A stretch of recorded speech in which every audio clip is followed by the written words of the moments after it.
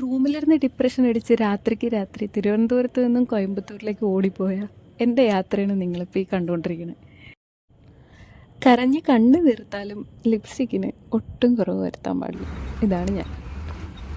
ഒരുപാട് യാത്രകളൊന്നും പോയിട്ടില്ലെങ്കിലും 9 മണിക്കൂർ ജോലിയും അത് കഴിഞ്ഞ് റൂമിൽ വന്നുള്ള ഒറ്റയ്ക്കിരിപ്പും ഒറ്റയ്ക്ക് ഫുഡ് കഴിപ്പും പിന്നെ എങ്ങനെയൊക്കെയോ കിടന്നുള്ള ഉറക്കവും ഇതൊരു റുട്ടീനായിട്ടുള്ളവർക്ക് വല്ലപ്പോഴെങ്കിലും ഇങ്ങനൊരു യാത്ര അനിവാര്യമാണ്.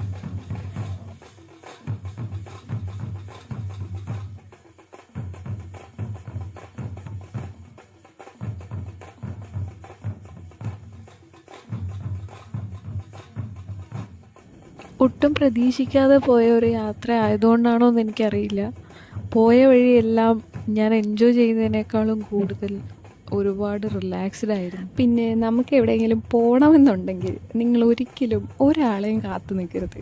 നിങ്ങൾക്ക് എവിടെയെങ്കിലും പോകണമെങ്കിൽ നിങ്ങൾ നിങ്ങളുടെ ബാഗ് പാക്ക് ചെയ്യുക, എങ്ങോട്ടാന്ന് വെച്ച് കഴിഞ്ഞാൽ പോവാം. അതിൽ വേറെ ചോദിക്കാനോ പറയാനോ സമ്മതം ചോദിക്കാനോ ഒന്നുമില്ല.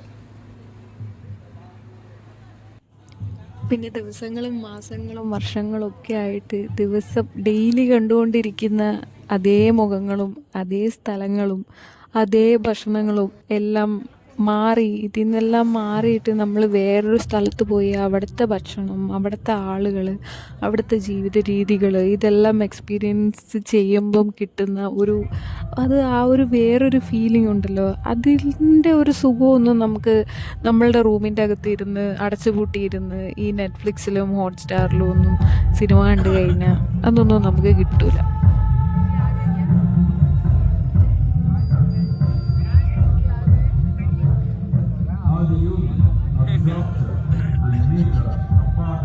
കോയമ്പത്തൂരുള്ള ഇഷ യോഗ സെൻറ്ററിൽ വല്ലപ്പോഴും നിങ്ങളൊന്ന് വരുവാണെന്നുണ്ടെങ്കിൽ ഒട്ടും മിസ് ചെയ്യാൻ പാടില്ലാത്ത, മസ്റ്റായിട്ട് കണ്ടിരിക്കേണ്ട ഒരു പ്രത്യേക ഐറ്റമാണ് ഈ ലൈറ്റ് ഷോ.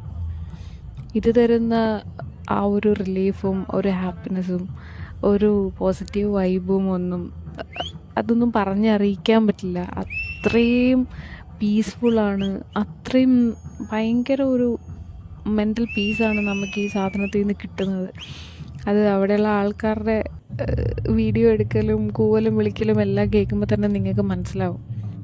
പിന്നെ ജോലി ചെയ്യുന്നവർക്ക് വേണ്ടി മാത്രമുള്ള ഒരു അഡ്വൈസ് അല്ല കേട്ടോ ഇത്.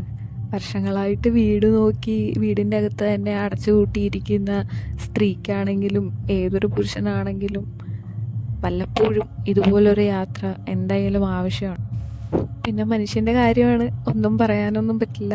പറ്റാവുന്നത്ര മാക്സിമം ഹാപ്പി ആയിട്ട് സന്തോഷമായിട്ട് സമാധാനമായിട്ട് ജീവിക്കാനായിട്ട് നോക്കുക.